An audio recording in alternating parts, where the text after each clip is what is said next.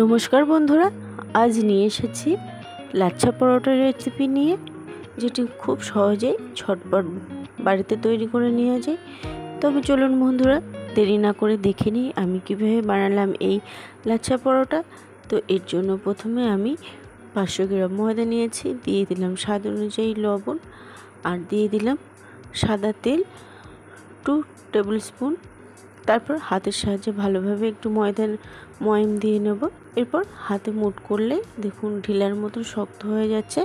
এবার বুঝতে হবে যে ময়াম দেওয়াটা হয়ে গেছে। এরপর অল্প অল্প জল দিয়ে একটা ভালোভাবে ডো মেখে নিলাম। দেখুন ডোটা এরকম হয়েছে। এই মাখার উপরেই কিন্তু নির্ভর করবে লাচ্ছা পরোটাটা কতটা সফট। ডোটা মাখা হয়ে গেছে। এবার এটা আমি 10 মিনিট মতন রেস্টে দেব। 10 মিনিট পরে দেখুন ডোটা একদমই রেডি হয়ে গেছে। এরপর একটা বেলনের ওপর রেখে আমি বড় বড় পিস করে কেটে নিলাম। লাচ্ছা পরোটার লেচিগুলো একটু বড় বড় করেই কাটতে হয়। তারপরে গোল গোল করে আমি কতগুলো লেচি তৈরি করে নিলাম। এবার একটা লেচি বেলনের ওপর নিয়ে নিলাম, একটু তেল দিয়ে একটা গোল করে বেলে নিয়েছি। নিয়ে এই যে ভাঁজ করে করে শেষ প্রান্ত পর্যন্ত আসতে হবে, আগিয়ে পিছিয়ে।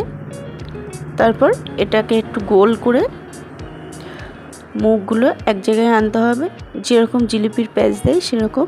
তার মুখটা ভালোভাবে আটকে দিতে হবে। এরপর একটু প্রেস করে আবার রুটির শেপে বেলে নিতে হবে। এরপর একটা তাওয়া গরম করে নিয়েছি, এর মধ্যে একটা পরোটা দিয়ে দিলাম। নিচ থেকে একটু ব্রাউন হয়ে গেছে, এটা উল্টে দিলাম। তারপর অপর পিঠটাও আমি আর একটু ভেজে নেব। এটাও হয়ে গেছে, একটু উল্টে নিলাম। এভাবে উল্টে পাল্টে একটু ভাজা করে নেব। তারপর চারিপাশ দিয়ে অল্প একটু তেল ছড়িয়ে দেবো, ওপর থেকেও একটু তেল ছড়িয়ে দেবো।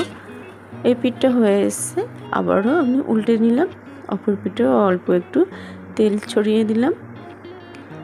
আপনারা এখানে বাটার বা ঘিও ইউজ করতে পারেন, এটি খেতে তাহলে আরও সুস্বাদু হবে।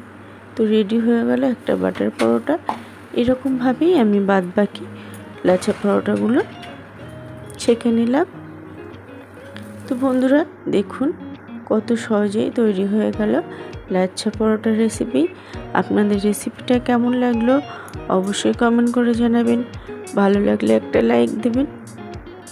আর আমার চ্যানেল নতুন বন্ধু হয়ে থাকলে চ্যানেলটি সাবস্ক্রাইব করার জন্য অনুরোধ রইল। আজ এই পর্যন্তই, আবারও হাজির হব অন্য কোনো রেসিপির সাথে। সবাই ভালো থাকবেন, সুস্থ থাকবেন।